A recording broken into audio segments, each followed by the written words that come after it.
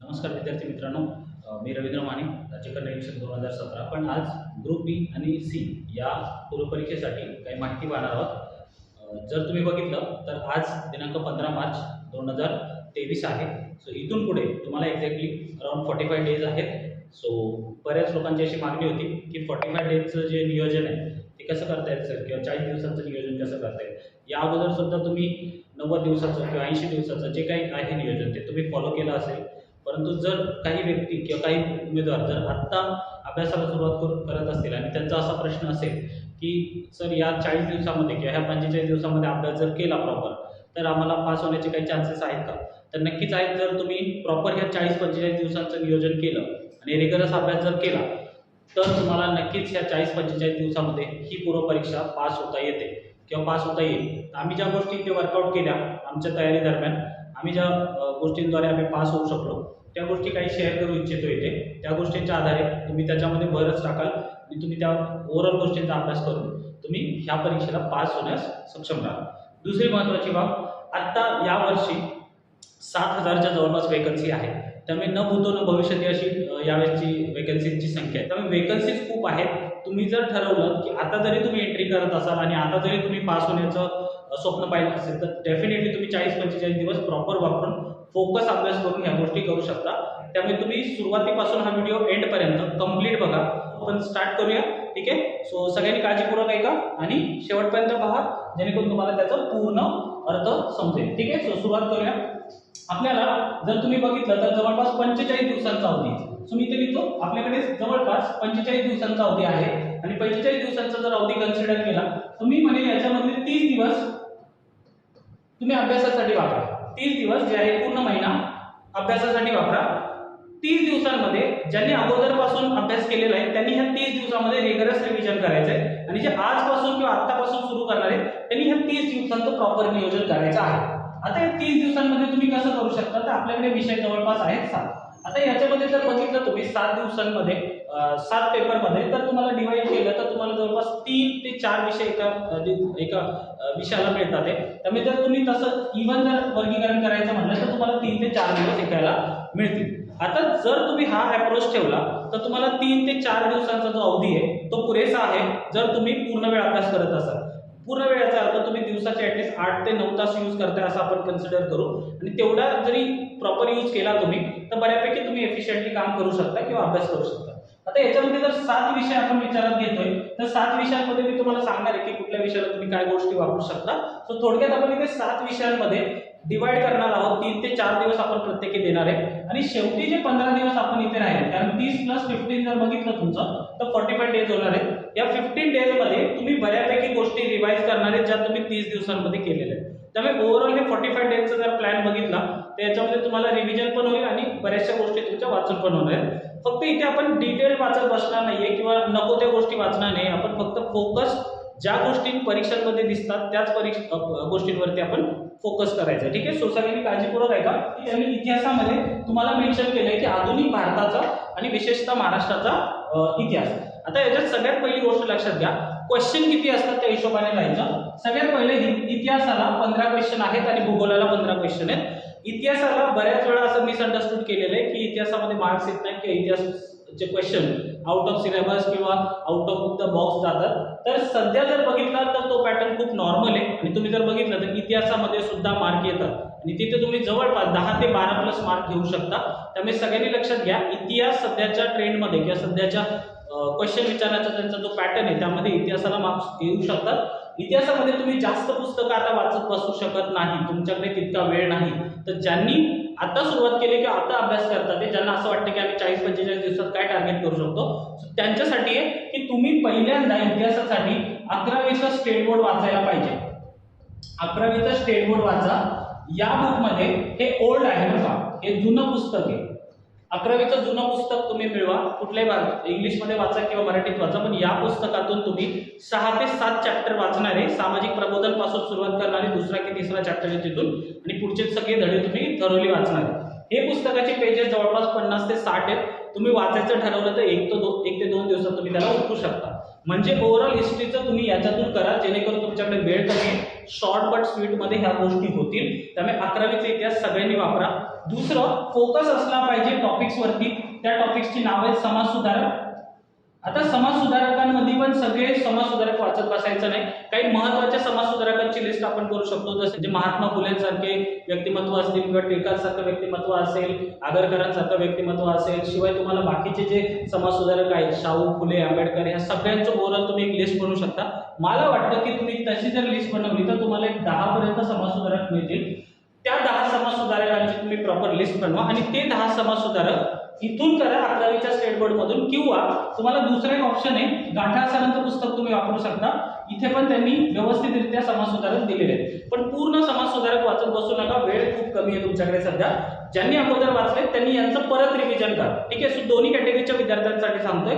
ज्यांनी अगोदर वाचले त्यांनी पुन्हा रिवाइज करा ह्या गोष्टी, आणि ज्यांनी नाहीच वाचले त्यांनी आता हे करू शकता. सो 11वीचं इतिहासाचं पुस्तक वाचा, समाज सुधारकांच्या गोष्टी इथून वाचून घ्या. टोटल तुमच्या 15 क्वेश्चन पैकी 8 ते 9 क्वेश्चन हे व्यक्तिविशेष असतात. त्यामध्ये समाज सुधारक आणि ह्या सगळ्या गोष्टी कव्हर होतात. त्यामुळे जर समाज सुधारक केलं तर हिस्ट्रीचा बऱ्यापैकी एरिया कव्हर होतो. दुसऱ्या गोष्टी वाचणारे तुम्ही त्या म्हणजे संघटना.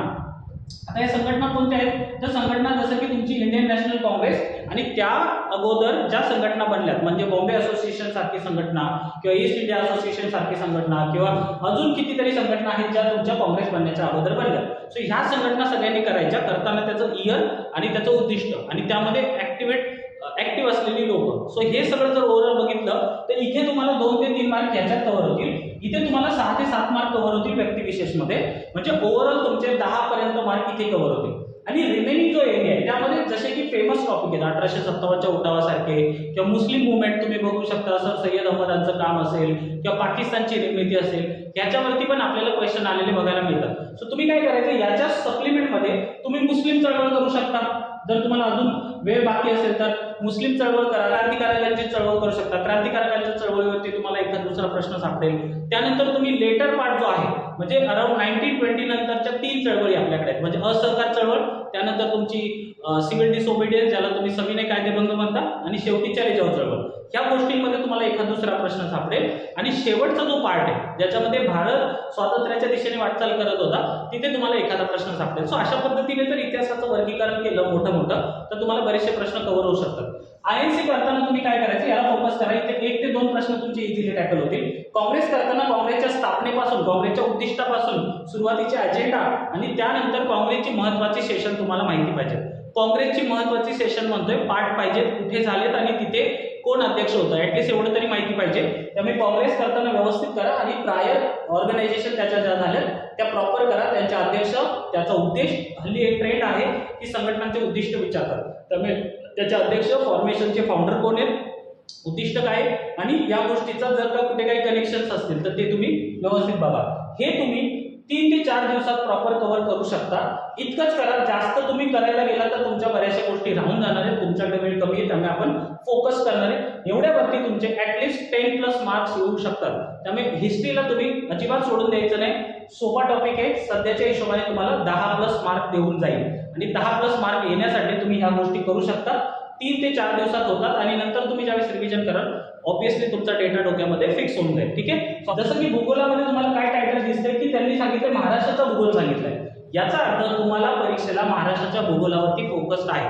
आणि जर तुम्ही जुने प्रश्न पाहिले किंवा आलेले प्रश्नपत्रिकांमध्ये प्रश्न पाहिले तर तुम्हाला असं दिसेल की भूगोलामधले प्रश्न हे जास्त फोकस महाराष्ट्रावरती आहे. सेकंड, तुम्हाला कॉन्सेप्ट पेक्षा जास्त गोष्टी आठवण्यावरती प्रश्न जास्त आहेत. म्हणजे तुम्हाला जास्त गोष्टी लक्षात ठेवायच्या. त्यासाठी भूगोलाला तुम्हाला जास्त गोष्टी लक्षात ठेवाव्या लागतील, पाठांतर करावे लागतील. सो प्रश्न पाठांतर बेस जास्त आहेत, कन्सेप्ट बेस कमी आहेत. त्यामुळे कन्सेप्ट बेस करायचे पण पाठांतर तुम्हाला जास्त करावं लागेल भूगोलात. आता भूगोलातले टॉपिक जर बघायचे झाले तुम्हाला काय काय दिसतंय बघा. पृथ्वी, जगातले विभाग, हवामान.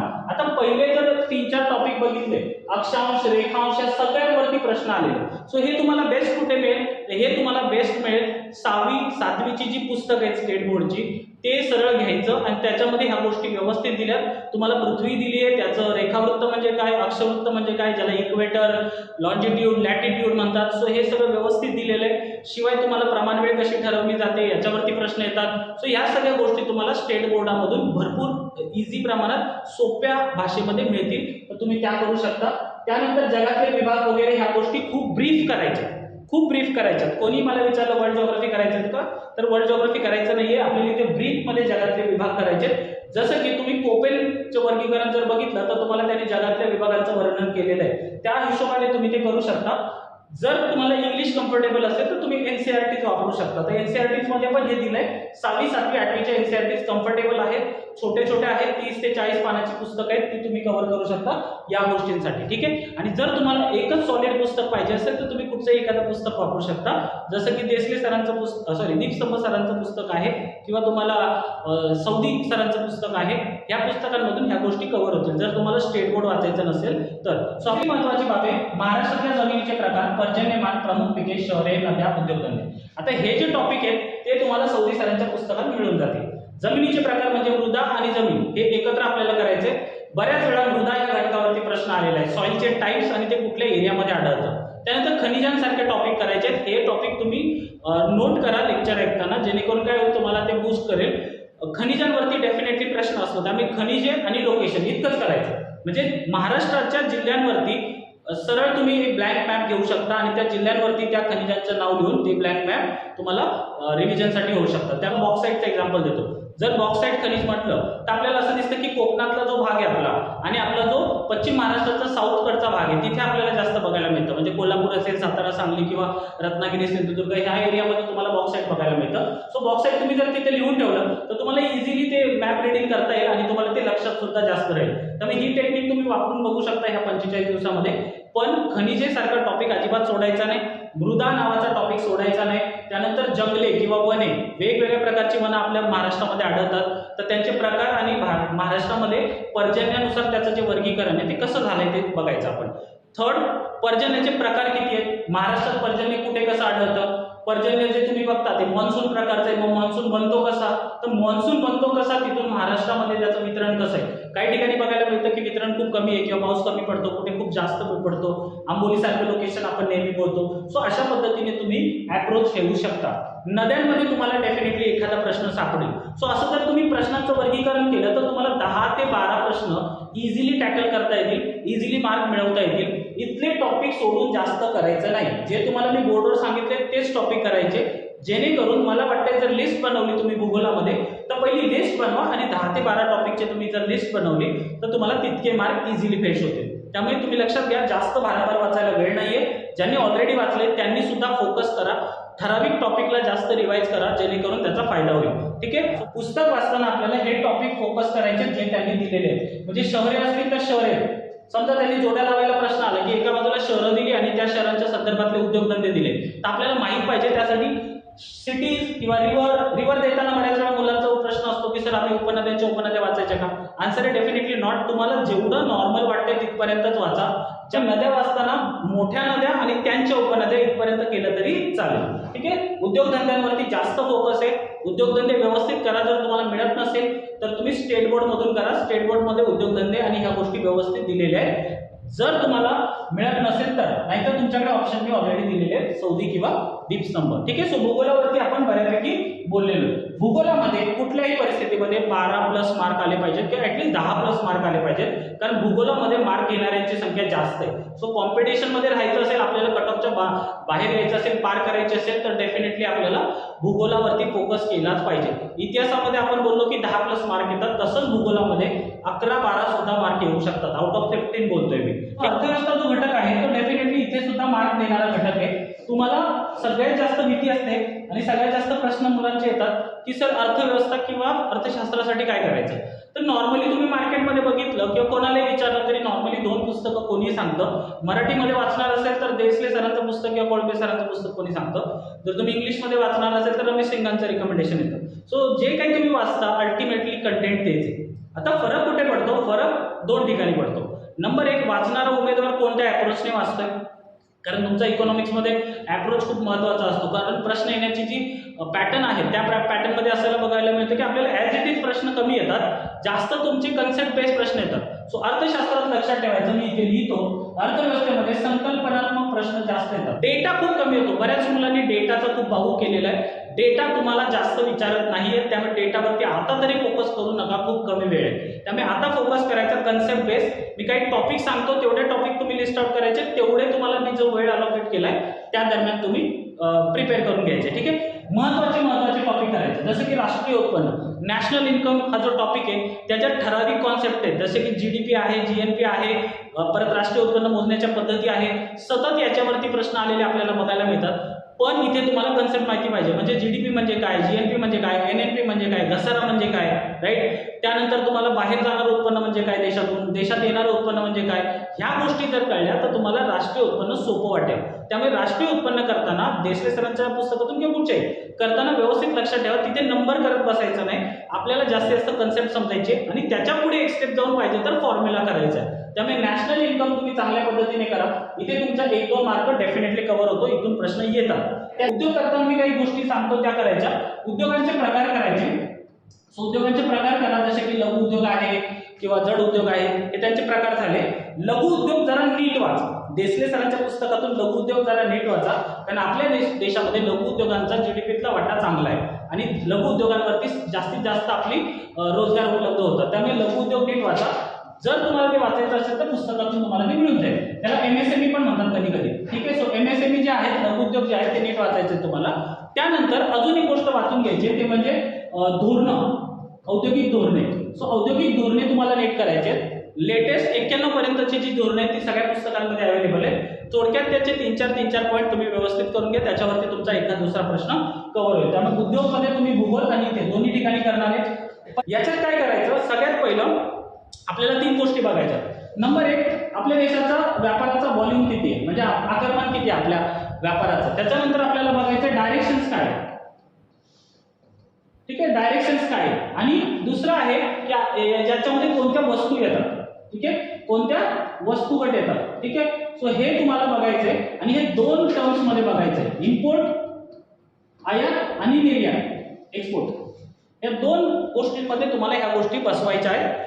पहिले 2-3 फक्त पाठ करायचे. म्हणजे जर तुम्ही बघितलं आपल्याला इम्पोर्ट मध्ये आपण एक्झाम्पल द्यायचं झालं तर क्रूड ऑइलचा नंबर लागतो किंवा त्याच्यानंतर तुम्ही कुठचा तरी नंबर लावाल तर याचा अर्थ तुम्हाला पहिले 2-3 नंबर याच्यात करून घ्यायचे प्रत्येक ठिकाणी. जसं की डायरेक्शन्स मध्ये तुम्हाला करायचे कुठल्या देशाकडून आपण जास्त गोष्टी आयात करतो किंवा निर्यात करतो, किंवा देशांचा गट सुद्धा असतो. म्हणजे एशियाचा विचार जर केला तर सध्या आपलं आयात तिकडून जास्त आहे. सो अशा पद्धतीने तुम्ही डायरेक्शन्स मध्ये करू शकता. व्हॉल्यूम मध्ये आपल्या कोणत्या गोष्टींचा व्हॉल्यूम जास्त आहे, आपल्या इथं कोणत्या गोष्टी जास्त येतात, कोणत्या देशाबरोबर आपला व्यापार वाढलाय कमी झालाय, ह्याचं ट्रेंड करावे. नंबर्स पाठ करत बसायचं नाही आपल्याला, इथे तुम्हाला ट्रेंड करायचंय. त्यामुळे त्याच्यानंतर तुम्हाला करायचे परकीय व्यापार धोरण. हे आवर्जून करा, हे अजिबात सोडायचं नाही. आणि आपल्याकडे 2 ते 3 धोरण आहेत ती व्यवस्थित करायची. एक धोरण आहे तुमचं 2004 ते 9चं, त्यानंतर 9 ते 14चं आहे. सो हे 2 धोरण आहेत जी काँग्रेसच्या काळात आलेली आहेत. आणि 15 ते 20 असं 3रं धोरण आहे जे निर्मला सीतारामन यांनी मांडले. सो हे 3 धोरणं व्यवस्थित करा. परकीय व्यापारमध्ये तुम्हाला बऱ्यापैकी मार्क मिळेल. इथे एका दुसरा मार्क कव्हर होईल, इथे एका दुसरा मार्क कव्हर होईल. 3रा घटक परकीय व्यापारमध्ये वाचायचा एफडीआय आणि एफआयआय. या घटकांमध्ये तुमचे बाकीचे मार्क कव्हर होतील. त्यामुळे इंटरनॅशनल ट्रेडमध्ये तुमचे बऱ्यापैकी मार्क इथे बसून जातील. काही international organisation with respect to international trade करायचे तुम्हाला. मी 3च सांगेल कारण आपल्याकडे वेळ कमी आहे. सगळ्यात महत्त्वाचं IMF, डब्ल्यू बँक म्हणजे वर्ल्ड बँक आणि तुमचं राहिलेलं कोणतं आहे WTO म्हणजे जागतिक व्यापार संघटना. आवर्जून ह्या तिघींना फोकस करा. ह्या तिघींवरती तुम्हाला प्रश्न आलेले बघायला मिळतील. त्यामुळे 3 संघटना, परकीय व्यापार धोरणाची मी 2-3च सांगितले, एफडीआय, एफआयआय आणि ह्या गोष्टी. एवढ्या गोष्टी तुम्ही परकीय व्यापारामध्ये करू शकता. लोकसंख्या तुम्ही कसं वाचायचं, वाचताना इतकं वाचायचं नाही गरज की तुम्हाला दोन्हीकडे ते कव्हर झालं पाहिजे, भूगोलात पण झालं पाहिजे आणि इकडे पण झालं पाहिजे अर्थशास्त्रामध्ये. वाचताना काय करायचं, इथे महाराष्ट्राला फोकस जास्त करा. म्हणजे कोणतीही गोष्ट, उदाहरण देतो तुम्हाला, तुम्ही नॉर्मली बघाल की ज्यावेळेस लोकसंख्या वाचतो त्यावेळेस आपण काही फॅक्टर बघतो. जसं की पहिलं म्हणजे आकारमान, आपल्या लोकसंख्येचा आकार किती म्हणजे संख्या किती. संख्या वाचताना काय करायचं, भारताची लोकसंख्या ऍट द सेम टाइम महाराष्ट्राची लोकसंख्या आणि 3 राज्य मोठी आणि 3 राज्य शेवटची, अशा पद्धतीने कॉलम्स बनवून घ्यायचे. त्यानंतर तुम्ही सेक्स रेशो म्हणू शकता म्हणजे लिंग गुणोत्तर. त्यानंतर तुम्ही बोलू शकता की बाकीचं काय लिटरसी आपण बोलू शकतो, म्हणजे साक्षरता किती आहे. त्यानंतर आपण बघू शकतो की SC STचं पॉप्युलेशन बघू शकतो, कुठे जास्त आहे कुठे कमी आहे, राईट. रिलिजियस आपण पॉप्युलेशन करू शकतो. या सगळ्या गोष्टी ज्यावेळेस आपण बघू, चाइल्ड सेक्स रेशो पण करा, कारण याच्यावरती पण प्रश्न आलेले बघायला मिळतात. सो याच्यात करताना काय करायचं, पहिले 2-3 जिल्हे आणि शेवटचे 2-3 जिल्हे, आणि ज्यावेळेस भारताचं करतोय पहिले 2-3 राज्य आणि शेवटचे 2-3 राज्य, इतकं तुम्ही केलं पॉप्युलेशन मध्ये, तर तुमचे जे नॉर्मल क्वेश्चन येतात ते कव्हर होतील. एकदम पॉप्युलेशन मध्ये जे एक्स्ट्रा ऑर्डिनरी प्रश्न कधी कधी विचारले गेले त्याच्या नादी जास्त लागू नका, कारण त्याच्या नादी लागला तर तुमचं बाकीचं टॉपिक्स होणार नाही, आणि ते जे प्रश्न आहेत ते आउट ऑफ कॉम्पिटिशन असतात, त्यामुळे ते अटेम्प्ट नाही केले तरी तुम्ही पास व्हाल. पण जे नॉर्मल क्वेश्चन आहेत ते बाकीच्यांना आले तर तुम्हाला सुद्धा आले पाहिजे, आणि ते या डेटावरती तुमच्या कव्हर होऊ शकतात. सो पॉप्युलेशन आवर्जून करा, कारण पॉप्युलेशन मध्ये तुम्हाला दोन्ही ठिकाणी त्याचा यूज होणार आहे. त्याच्यानंतर तुम्ही दारिद्र्य अजिबात सोडायचं नाही आणि बेरोजगार, हे 2 टॉपिक तुम्हाला दोन्ही पुस्तकात चांगले दिले. दारिद्र्यामध्ये आणि बेरोजगारीमध्ये स्पेशली या दोन्हीच्या एक गोष्ट कॉमन आहे, ते म्हणजे स्कीम्स, योजना. कारण दारिद्र्य घालवायचंय, बेरोजगारी घालवायची, तर तुम्हाला रोजगार दिला पाहिजे, उत्पन्न वाढवलं पाहिजे, आणि त्यासाठी ज्या स्कीम्स आहेत त्या दोन्हीकडे कॉमन आहे, त्यामुळे त्या करायच्या. पॉवर्टी करताना तुम्हाला स्पेशली त्यांचे जे समित्या आहेत त्या समित्या व्यवस्थित करा. परंतु आता वेळ कमी असल्यामुळे तुम्ही ज्या लेटेस्ट समित्या आहेत, स्पेशली रंगराजन समिती आणि तेंडुलकर समिती, ह्या तेंडुलकर समिती आणि रंगराजन समितीने काय रिपोर्ट दिलाय हे त्याचे अहवाल व्यवस्थित वाचा. प्रत्येक पुस्तकामध्ये ते व्यवस्थित दिले, तुम्ही त्याच्यातून ते करू शकता. ठीक आहे. त्याच्यानंतर तुम्हाला आहे शेवटचा टॉपिक इथे, मुद्रा आणि राजकोषीय नीती. मुद्रा आणि राजकोषीय नीती, जर तुम्ही बघितलं मुद्रा आणि राजकोषीय नीतीला इंग्लिशमध्ये म्हणतात मॉनिटरी अँड फिस्कल पॉलिसी.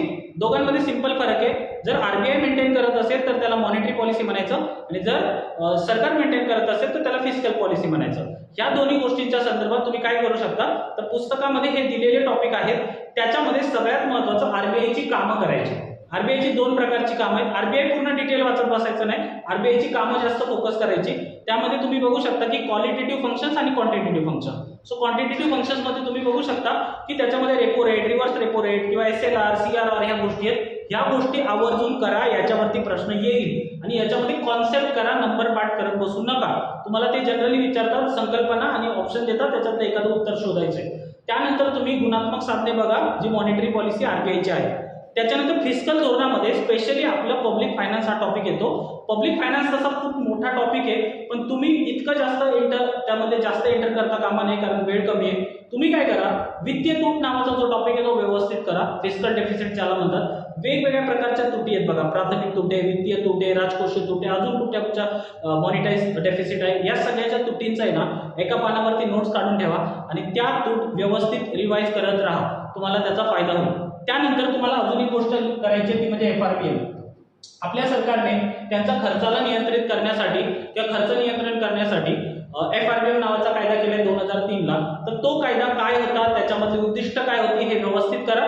त्याच्या संदर्भात लेटेस्ट समित्या सुद्धा आहेत, जसे की NK सिंग यांच्या अध्यक्षतेखालची समिती सुद्धा आहे. सो ह्या गोष्टी व्यवस्थित करा, जे तुमचं राजकोषीय धोरणमध्ये कव्हर करेल. सो ओव्हरऑल मी तुम्हाला इकॉनॉमिक्सचं एक ब्रॉड अँगल दिलेलं आहे. तर आय होप की तुम्हाला ते कळलं असेल, आणि जर तुम्हाला ह्या गोष्टी कळल्या असतील तर त्यावर वर्क करा. मला वाटतं 3 ते 4 दिवस इतक्या गोष्टींसाठी पुरेसे आहेत. आता याच्यात एकच टॉपिक तुम्हाला मला सांगायचा राहिलाय, तो म्हणजे शेती. आता शेती बँकिंग मी नाही सांगणार सध्या, कारण बँकिंग वरती क्वेश्चन फ्रिक्वेंटली येत नाहीयेत, त्यामुळे तुम्हाला वेळेअभावी जर तुम्हाला बँकिंग नाही जमलं तर बँकिंग स्किप केलं तरी चालेल, कारण RBI केल्यामुळे तुमचं बऱ्यापैकी तिथून होऊन जाईल. इथे एक टॉपिक मला इन ॲडिशन तू सांगावं लागेल, इन्फ्लेशन नीट करा. इन्फ्लेशन म्हणजे महागाईवरती प्रश्न येतात. महागाईचं स्पेशली जर वेळ नसेल तर तुम्ही काय करा, महागाई नियंत्रणात आणण्याचे उपाय बघा. मग त्यामध्ये 2 प्रकारचे उपाय आहेत. एक तर मागणी आधारित त्याची कारणं असतात, आणि काय म्हणतात त्याला सप्लाय आधारित म्हणजे पुरवठा आधारित असतात. सो त्या गोष्टी व्यवस्थित बघून ठेवा. पण महागाई करा, कारण महागाईवरती प्रश्न येतात, इन्फ्लेशन वरती प्रश्न येतात. सो या गोष्टी ध्यानात घ्या तुम्ही. त्यानंतर अर्थसंकल्प, ऑडिट, ह्या 2 पॉईंट्सला आपण जर टच करायचं म्हटलं तर बजेट सगळं पाठ करायचं नाही. सगळी लोक नवीन आलेलं बजेट वाचत बसतील, अजिबात बजेट वाचत बसू नका. पण बजेटची पार्श्वभूमी वाचा, म्हणजे बजेट बनतं कसं, पूर्ण वर्षभर त्याची प्रक्रिया कशी चालते, हे बेसिक जे कॉन्सेप्ट आहेत ते बजेटचे करून ठेवा. त्यानंतर ऑडिटमध्ये तुम्ही 2 गोष्टी आवर्जून करा.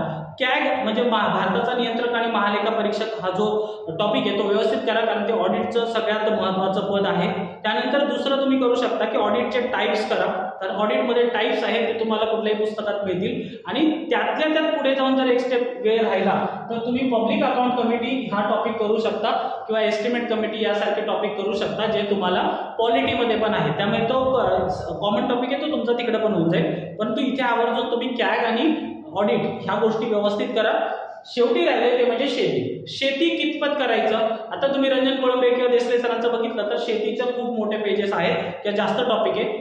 मला असं सांगायला आवडेल की शेतीवरती सध्या जास्त फोकस करू नका. जे कन्सेप्च्युअल पॉईंट आहेत ते तुम्ही जर वेळ मिळाला तर करा, अदरवाईज शेती सध्या करू नका कारण ह्यूज टॉपिक आहे, वेळ कमी आहे. परंतु शेतीमध्ये सगळ्यात महत्त्वाचा टॉपिक आहे तो म्हणजे क्रेडिट पत. सो तो टॉपिक तुम्ही वाचून घेऊ शकता आणि काही योजना आहेत शेतीमधल्या त्या तुम्ही वाचून घेऊ शकता जे कमी वेळेमध्ये होईल. पत ह्या टॉपिकमध्ये म्हणजे आपल्याला पैसा पुरवठा कसा होऊ शकतो शेतीला, तर त्याचे प्रकार आहेत. मध्यम पुरवठा किंवा लघु काळासाठी किंवा दीर्घकाळासाठी किंवा कोण पुरवठं, ऑर्गनाइज सेक्टर पुरवठं की तुमचं काय म्हणतात त्याला अनऑर्गनाइज सेक्टर पुरवठं, हे सगळं तुम्ही तिथं करू शकता. शिवाय शेतीच्या योजना वाचून घ्या लेटेस्ट, जसं की प्रधानमंत्री कृषी सिंचाई योजना, ह्या गोष्टी तुम्ही करू शकता. ह्या गोष्टी तुम्हाला शेतीमधून करता येईल. पण जर वेळेनुसार तुम्ही बघा, तुम्हाला जर वेळ मिळत असेल तर शेती टॉपिक करू शकता. 1 ते 2 प्रश्न तुम्ही अपेक्षित करू शकता शेतीवरती. सो ओव्हरऑल जर बघितलं तर अर्थव्यवस्था टॉपिक आपण बऱ्यापैकी एक्सप्लेन करण्याचा प्रयत्न केलाय. इतक्या गोष्टी जर तुम्ही कव्हर केल्या तर मला वाटतं की डायरेक्ट पुस्तक वाचण्यापेक्षा असं केलेलं बरं राहील. तर तुम्ही या 40-45 दिवसामध्ये जे तुम्हाला 3 ते 4 दिवस या विषयाला मिळणार आहेत तिथे तुम्ही ह्या गोष्टी बसवू शकता. ठीक आहे. सो मी याच्यापेक्षा जास्त आता सांगणार नाहीये. जर आपण डिटेल घेत असतो तर आपण याला अजून डिटेल सांगितलं असतं. पण सध्या आपल्याला जे दिवस आहेत ज्या दिवसामध्ये आपल्याला हे सगळं बसवायचंय त्यासाठी इतकं पुरेसं आहे. ठीक आहे. नेक्स्ट आहे तुम्हाला चालू घडामोडी. चालू घडामोडींचा जर विचार केला तर मी असं सजेस्ट करेन की इथून पुढचे 40-45 दिवसांमध्ये दररोजच्या स्लॉटमध्ये अर्धा ते 1 तास तुम्ही चालू घडामोडींना द्या. कारण चालू घडामोडी बऱ्याच मुलांचं असं परसेप्शन असतं की शेवटच्या मोमेंटला आम्ही 1 तास 1 दिवसामध्ये 2 दिवसामध्ये वाचू, त्याच्यामुळे खूप जास्त कंजेशन होईल तुमच्या डोक्यामध्ये आणि तुम्हाला ज्या गोष्टी आठवणार आहेत त्या सुद्धा तिथे एक्झाम हॉलमध्ये आठवणार नाहीत. त्यामुळे इथून पुढचे जे काही दिवस आहेत त्याच्यामध्ये प्रत्येकी अर्धा 1 तास तरी देत चला, जेणेकरून तुम्हाला वर्षभराचे इव्हेंट्स लक्षात राहतील, बऱ्यापैकी आठवतील. वाचायचं कुठून हा नेहमी प्रश्न असतो. तुमची एक्झाम जिथे असते त्याच्या 1 वर्षाच्या आसपास 12 महिने 14 महिने मागचे करंट अफेअर्स तुम्ही वापरू शकता. सो आता समजा तुमची एक्झाम एप्रिल 2023 मध्ये, तर तुमचं 2022चं करंट इव्हेंट पूर्ण माहीत असणं गरजेचं आहे. आणि जर तुम्हाला जानेवारी आणि फेब्रुवारी याच्या 2023च्या इव्हेंट जरी माहीत असल्या तरी चांगले आहे. अदरवाईज तुम्ही 2022 वर्ष पूर्ण व्यवस्थित करा. त्याच्या मागे खूप जायची गरज नाहीये कारण आपल्या डोक्यामध्ये तितका डेटा आता मावणार नाही आणि तितका वेळ पण नाहीये. त्यामुळे 2022चं पूर्ण इयरबुक तुम्ही व्यवस्थित करू शकता. कुठलंही इयरबुक वापरा. बऱ्याच प्रकाशांची इयरबुक आहे, जसं की सिम्प्लिफाईडचं इयरबुक आहे किंवा अभिनव प्रकाशनचं आहे. अजून कोणाचं काही वाचत असतील तर ते कंटिन्यू ठेवा कारण बराचसा डेटा कॉमनच असतो. सगळ्यांनी तेच लिहिलेलं असतं, सगळ्यांनी तीच माहिती कॉपी पेस्ट केलेली असते. त्यामुळे जर तुम्ही त्या गोष्टी करत असाल तर डेली बेसिसवर करा कारण तुम्हाला ते सुद्धा करंट अफेअर्स होता विषय बऱ्यापैकी मार्क देऊन जाणारा आहे. त्यामुळे इथे मी जास्त न बोलता पुढे जातो. आता राज्यशास्त्र नावाचा जो टॉपिक आहे त्या टॉपिकला बरीच लोक गोंधळलेली आहेत कारण पूर्वी याचं नाव असं टाकलेलं की भारतीय राज्यव्यवस्था आणि पुढे लिहिलेलं भारतीय राज्यघटनेचा प्राथमिक अभ्यास आणि ग्राम प्रशासन असं मेन्शन केलेलं होतं. पण आता ते मेन्शन केलेलं काढले आणि सरळ राज्यशास्त्र टाकले. तर काय अर्थ घ्यायचा, काही भिन्न अर्थ घ्यायचा नाही. आपण जे नॉर्मल करतोय तेच करायचं. याच्यासाठी तुम्ही अर्थात बऱ्याच लोकांनी लक्ष्मीकांतचं पुस्तक वापरलंय किंवा रंजन कोळंबे सरांचं पुस्तक वापरलंय. जे वापरलंय तेच कंटिन्यू ठेवा. फक्त फोकस तुम्ही जास्त विशिष्ट टॉपिकवरती करा. जसं की मी काही टॉपिक सांगतो ते टॉपिकवरती फोकस करायचा. पहिल्या स्लॉटमध्ये तुम्ही घटनेची निर्मिती, त्याची वैशिष्ट्ये, सरनामा हे 3 टॉपिक आणि नंतरचे 3 टॉपिक म्हणजे मूलभूत हक्क, मार्गदर्शक तत्वे आणि मूलभूत कर्तव्य हे 6 टॉपिक आणि याच्यात 1 टॉपिक जोडायचा तो म्हणजे तुमचा अमेंडमेंट नावाचा. हे 6-7 टॉपिक व्यवस्थित करा. याच्यातून तुमचे जवळपास 10 पैकी 4 ते 5 प्रश्न कव्हर होतील म्हणजे अर्ध कव्हर होईल. 2-3 प्रश्न जे आहेत ते तुम्हाला पंचायत राज किंवा ग्राम प्रशासन मधून येतील. याच्यासाठी तुमच्याकडे किती वेळ आहे याचं नियोजन करून तुम्ही पंचायत राज वाचू शकता. वेळेच्या अभावी तुम्हाला वाटत असेल की आम्ही सोडणार आहे तर अजिबात सोडू नका. तुम्ही ऍटलीस्ट जुने आलेले प्रश्न रिवाइज करून जा पंचायत राजचे. त्यामध्ये तुम्हाला ग्रामपंचायत, पंचायत समिती, जिल्हा परिषद, महापालिका, नगरपालिका, कटक मंडळ हे असे टॉपिक आहेत. पण आता याच्या संदर्भात किशोर लवटे सरांचं पुस्तक बरीच लोक वापरतात. पण आता ते पुस्तक वाचून होणार नाहीये, पूर्ण दिवस कमी असल्यामुळे तुम्ही फक्त PYQ फोकस करा. मला वाटतं जरी तुम्ही जुने प्रश्न केले तरी पण तुमचे 2-3 प्रश्नामधले एखाद दुसरा प्रश्न तर सुटून जाईल. एका प्रश्नासाठी जास्त तुम्हाला वेळ देण्याची गरज नाहीये. त्यामुळे ग्राम प्रशासनावरती 2-3 प्रश्न अपेक्षित आहेत. 4-5 प्रश्न मी पहिल्या स्लॉटवर सांगितले आणि जे राहिलेले प्रश्न आहेत 2-3 ते तुमचे केंद्र सरकार आणि राज्य सरकार या टॉपिकवरती येतात. मग केंद्र सरकारमध्ये महत्त्वाचे टॉपिक, हॉट टॉपिक कोणते?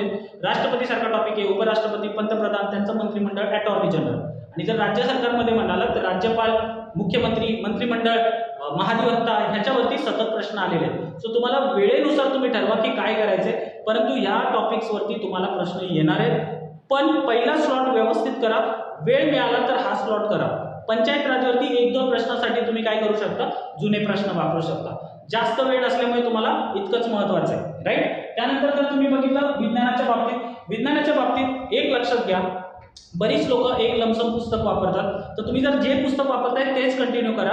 फक्त टॉपिक फोकस करा. म्हणजे फिजिक्सच्या हिशोबाने जर सांगायचं झालं तर ध्वनी टॉपिक फोकस करायचा, विद्युतधारा टॉपिक फोकस करायचा, उष्णता टॉपिक फोकस करायचा आणि लाईट टॉपिक फोकस करायचा. हे 4 टॉपिक जर केले तर तुम्हाला व्यवस्थितरित्या प्रश्न कव्हर होतील आणि ऍटलीस्ट फिजिक्स मधले 4 ते 5 प्रश्न इथे येतात. दुसरी गोष्ट, केमिस्ट्रीमध्ये तुम्ही बघू शकता रासायनिक अभिक्रियांचे प्रकार करू शकता. तुम्ही मेंडेलिव्ह सारखी जी आवर्त सारणी आहे ती करू शकता. त्यानंतर जे धातू अधातू आहेत ते नीट करू शकता. कार्बनचे कंपाऊंड जे आहेत म्हणजे अल्कली, अल्कलाईन कंपाऊंड हे सगळे व्यवस्थित करू शकता. इथे तुमचे 3 ते 4 प्रश्न येतात आणि ते तुमचे इथून कव्हर होऊ शकतात. त्यानंतर तुम्ही बघू शकता की बॉटनी आणि झुओलॉजी असा एक प्रकार आहे. बॉटनी आणि झुओलॉजीमध्ये मोस्ट ऑफ द टाइम ते प्राणी आणि वनस्पतींचं वर्गीकरण करतात. कुठल्याही शाळेच्या टेक्स्टबुकमध्ये हे व्यवस्थित दिलेले आहे. एकच टॉपिक व्यवस्थित वाचायचा, तिथून तुमचे 1-2 प्रश्न कव्हर होतील. अजून एक महत्त्वाचा टॉपिक तुम्ही इथे करू शकता फोकस, तो म्हणजे फिजिओलॉजी म्हणजे शरीरशास्त्र. शरीरशास्त्र हा एखादाच टॉपिक असतो ज्याच्यामध्ये अवयव असतात, त्यांची कामं असतात, त्यांची रचना असते. सो तुम्ही ते व्यवस्थित करा, कारण तिथे एका दुसरा तुमचा प्रश्न कव्हर होऊ शकतो. शेवटचा टॉपिक विज्ञानातून तुम्हाला करण्यासारखा आहे तो म्हणजे रोग आणि त्याचे उपाय किंवा उपचार. सो रोग आणि उपचार तुम्हाला याच स्टेट बोर्डाच्या पुस्तकामध्ये किंवा तुमचं जे पुस्तक तुम्ही वापरताय तिथे ते मिळून जाईल. पण रोग, त्याची कारके म्हणजे ते कशामुळे होतात आणि त्याच्यावरचे उपचार हे खूप ओव्हरवर विचारतात. उदाहरणार्थ मी देतो टीबी. तर टीबी म्हणाले तर तुम्हाला डॉट संदर्भात प्रश्न आले म्हणजे directly observe treatment short course. So तुम्हाला विचारतात की हा जो उपचार आहे तो कशाच्या संदर्भात आहे, कोणत्या रोगासंदर्भात आहे किंवा त्याचं कारक कोण आहे, पॉझिटिव्ह एजंट कोण आहे. सो अशा पद्धतीने फक्त रोग, त्याचे उपाय तुम्ही अप्रोच करू शकता. सो सायन्सला करताना पण असं डेप्थमध्ये करू नका. पेज नंबर 1 पासून 100 पर्यंत किंवा जे काही शेवटचं पान आहे तुम्ही डायरेक्टली फोकस चॅप्टर करू शकता. हे चॅप्टर जे मी सांगितले ते नोट डाऊन करा आणि त्याला फोकस करूनच अभ्यास करा. या संदर्भात जुने आलेले प्रश्न पण पडताळून पहा म्हणजे तुम्हाला कळेल की किती जास्त प्रमाणात त्याच्यावरती वेटेज आहे. ठीक आहे. सो सायन्स मध्ये तुम्ही स्टेट बोर्ड वापरू शकता जर तुम्ही कुठले पुस्तक वापरले नसतील तर, किंवा तुम्ही जे पुस्तक आता लमसम एखादं वापरत असाल, बस्के सरांचं पुस्तक बरेच लोक वापरतात तर ते वापरत असाल, किंवा लुसेंट कोण वापरतं, लुसेंट वापरत असाल तर ते वापरा. पण आता जे वापरताय तेच कंटिन्यू ठेवा. नवीन उमेदवारांनी मला वाटतं स्टेट बोर्डाच्या पुस्तकातून मी सांगितलेले टॉपिक करून घ्या. बऱ्याच लोकांचा प्रश्न आहे की सर प्रॉब्लेम्स येतात का, म्हणजे गणितं येतात का? तर आन्सर आहे गणितं येतात, पण पुस्तकातलीच येतात जी स्टेट बोर्डामध्ये तुम्हाला स्वाध्यायामध्ये दिलेली. सो तेवढीच करा, त्यांचे फॉर्म्युलेज करा, बाकी करू नका एक्स्ट्रा. जास्त मेहनत इथं घ्यायची गरज नाहीये. प्रॉब्लेम्स येतात किंवा नाही येत फरक पडत नाही एखाद दुसऱ्या प्रश्नासाठी. त्यामुळे तुम्ही ज्या गोष्टी मी सांगितल्या त्याची लिस्ट करा आणि ते व्यवस्थित प्रिपेअर करून टाका. ठीक आहे. नेक्स्ट टॉपिककडे जाऊया आपण, बुद्धिमापन चाचणी आणि अंकगणित. आता हा टॉपिक आहे जो मी तुम्हाला 45 दिवसामध्ये व्यवस्थित सांगणार आहे की तुम्ही काय करायचं. हा टॉपिक करंट अफेअर सारखा तुम्हाला डेली बेसिसवरती ठेवायचा आहे. करंट अफेअर तुम्ही जसं 1 तास मी तुम्हाला द्या म्हणालो की अर्धा तास द्या म्हणालो रोज, तसंच तुमचा हा टॉपिक तुम्ही द्यायचा आहे ऍटलीस्ट 1 ते 1.5 तास रोज द्यायचा आहे. याच्यात तुम्ही आता नवीन पुस्तक वापरायचं नाहीये. काय करायचं, जुने जे प्रश्न आलेले आहेत त्या हिशोबाने एक लिस्ट बनवायची की कोणत्या टॉपिकवरती फ्रिक्वेंटली क्वेश्चन येतात. जसं की आता मी तुम्हाला एक्झाम्पल देतो, सिलॉजिझम नावाचा जो टॉपिक आहे त्याच्यावरती सतत प्रश्न येतात, किंवा ट्रेन्सचे टॉपिक आहेत, स्पीड, डिस्टन्स याच्या संदर्भातले प्रश्न बघितले तर ते येतात, पदावल्यांचे प्रश्न येतात किंवा अपूर्णांकांचे प्रश्न येतात. तुम्ही जर बघितलं तर तुम्हाला काही प्रश्न सतत रिपीट झालेले बघायला मिळतात. म्हणून काय करायचं, टॉपिकची लिस्ट काढायची. मला वाटतं 10 ते 15 टॉपिक असे मिळतील की जे फ्रिक्वेंटली येतात. त्यानंतर दुसरा अप्रोच असा ठेवायचा की याच्यातले मला किती जमतील, वेळेमध्ये पटकन जमतील, मला लवकर कुठचे जमतील. सो त्यांची व्यवस्थित प्रॅक्टिस करा. प्रॅक्टिससाठी तुम्ही जुने आलेलेच प्रश्न वापरा. नवीन कुठचे प्रश्न कोणत्याही क्लासेसचे किंवा कुठचेही आयडियल प्रश्न वापरण्यापेक्षा मला वाटतं आलेलेच प्रश्न वापरा, कारण त्यांची जी डिफिकल्टी लेवल आहे त्याची तुम्हाला सवय होऊन जाईल आणि परीक्षेत तुम्ही प्रॉपर परफॉर्मन्स कराल. थर्ड, तुम्ही हे जे आहे ते डेली बेसिस करा, कारण तुम्हाला पुढचे 45 दिवस किंवा 40 दिवस हे जर तुम्ही रेग्युलर केलं तर डेफिनेटली तुम्हाला यश मिळेल. आणि आपण लक्षात ठेवायचं, मी आत्ताच सांगतोय, रिझनिंग आणि मॅथ्स जो तुमचा 15 क्वेश्चन येतात त्याला जास्त हट्ट न ठेवता 10+ कसं जाता येईल हे टार्गेट ठेवा. 8 ते 12 ह्या रेंजमध्ये तुमचे मार्क आयडियल आहेत किंवा क्वेश्चन आयडियल आहेत ते तुम्हाला सुटले पाहिजेत, परंतु ते वेळेत सुटले पाहिजेत. कारण वेळेत सुटणं हे महत्वाचं आहे. कारण काय होतं की मुलं सोडवतात पण खूप वेळ घेतात आणि बाकीचा पेपर अफेक्ट होतो. सो आपल्याला ते 10 मिनिटात किंवा 12 मिनिटात तेवढे प्रश्न सुटले पाहिजेत, अशा पद्धतीने नियोजन करायचं आहे. त्यामुळे ते करून बाकीचा पेपर अफेक्ट नाही झाला पाहिजे हे लक्षात घ्या. सो ओव्हरऑल जर बघितलं तर मी तुम्हाला बऱ्यापैकी ह्या गोष्टी सांगितल्या. इथे मी सांगितलंय कोणतंही पुस्तक वापरायचं नाही. या दोन्हीसाठी तुम्ही कोणतंही पुस्तक वापरू नका. आता सध्या वेळ नाहीये, सो PYQच इथे वापरा फक्त. आणि फक्त सांगितले तसं शॉर्टलिस्ट करा. टॉपिक तुमचे फेवरेट टॉपिक, वेळेत कंप्लीट होणारे टॉपिक जे तुम्हाला जमतील तिथे, ठीक आहे. त्यानंतर तुम्हाला सामान्य विज्ञान मी सांगितलंय. एक तर तुम्ही जे पुस्तक वापरताय, भस्के सरांचं वापरताय किंवा ल्युसेंट वापरताय, जे काय वापरताय ते कंटिन्यू ठेवा. फक्त जे टॉपिक सांगितले ते फोकस करा, त्याच्यावरती काम करा. पुढच्या येणाऱ्या 40-45 दिवसामध्ये जसं तुम्ही टाइम टेबल बनवणार आहे त्या पद्धतीने टाइम टेबलवरती आपण एक सेपरेट लेक्चर बनवूया आणि एक्झामच्या दिवशी कसं परफॉर्म करायचं याच्यावरती एक सेपरेट लेक्चर बनवूया. सो आताच्या लेक्चरमध्ये मी ते सांगत बसत नाही कारण व्हिडिओ लेंथी होईल, ठीक आहे. त्याच्यानंतर तुम्ही बघा चालू घडामोडीसाठी मी 2 पुस्तकं सांगितले. एक आहे अभिनव प्रकाशांचं, दुसरा सिम्प्लिफाईड आहे. किंवा तुम्ही अजून पुढचं ते परिक्रमा वाचत असाल तर ते कंटिन्यू ठेवा, पण डेली बेसिस ठेवा. याच्यासाठी अर्धा ते 1 तास. कारण जर तुम्ही इथून पुढचे दिवस वाचत गेलात तर तुम्हाला ते बरोबर तिथे आठवेल एक्झाममध्ये. अर्थव्यवस्था मी डिटेल तुम्हाला सांगण्याचा प्रयत्न केलाय. त्यानंतर आपला आहे भूगोल आणि इतिहास. सो ओव्हरऑल जर बघितलं तर तुमचे प्रश्न आहेत 100 आणि तुमच्याकडे गुण सुद्धा आहेत 100. सो 100 प्रश्न सोडवणं हे खूप हरक्युलेन टास्क आहे, हे लक्षात घ्या.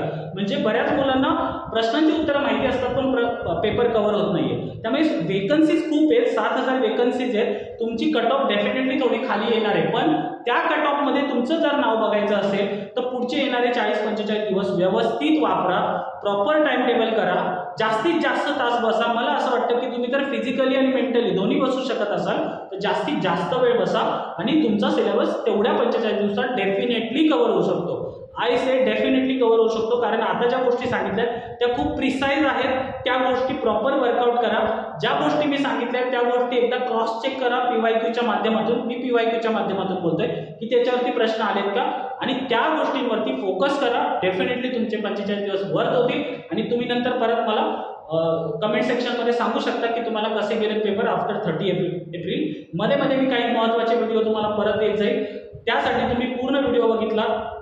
जोपर्यंत तुम्ही पूर्ण व्हिडिओ बघितलाय याचा अर्थ तुम्ही डेफिनेटली सिरियस आहात. जे ऐकलंय त्याचं प्रॉपर एक्झिक्युशन करा. अजिबात वेळ वाया घालवू नका.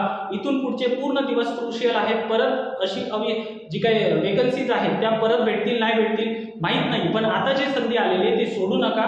तिचं प्रॉपर एक्झिक्युशन करा आणि आपण असेच परिपूर्ण व्हिडिओ घेऊन तुम्हाला माहिती देत राहू. ह्या व्हिडिओतून तुम्हाला डेफिनेटली जर चांगली माहिती मिळाली असेल, तुमचा फायदा होईल, हे नक्की तुम्हाला डेफिनेटली याचा फायदा होईल. याच्यासाठी तुम्ही काय करा, जर तुम्हाला आवडलं असेल तर अजून मित्रांपर्यंत हे पोहोचवा, स्प्रेड करा, शेअर करा, सबस्क्राईब करा. जर चॅनलला सबस्क्राईब केलं नसेल तर करून ठेवा, बेल दाबून ठेवा. म्हणजे काय होईल की मी पुढे जे काही व्हिडिओ टाकत राहील ते तुम्हाला मिळत जातील. त्याचं नोटिफिकेशन इमिडिएटली येईल आणि तुम्हाला ते बघता येतील. सो मी इथून पुढे बरेचसे व्हिडिओ टाकत राहणार आहे मध्ये मध्ये की अभ्यासाच्या दृष्टीने तुम्ही कसं अप्रोच करू शकता. सो त्या व्हिडिओचा तुम्हाला फायदा होऊ शकतो. सो ओव्हरऑल आपण इथे थांबूया. थँक्यू, तुम्ही शेवटपर्यंत व्हिडिओ पाहिला आणि आपण इथे आपला व्हिडिओ एंड करूया. सो धन्यवाद, थँक्यू आणि सगळ्यांना परीक्षेसाठी शुभेच्छा. धन्यवाद, थँक्यू.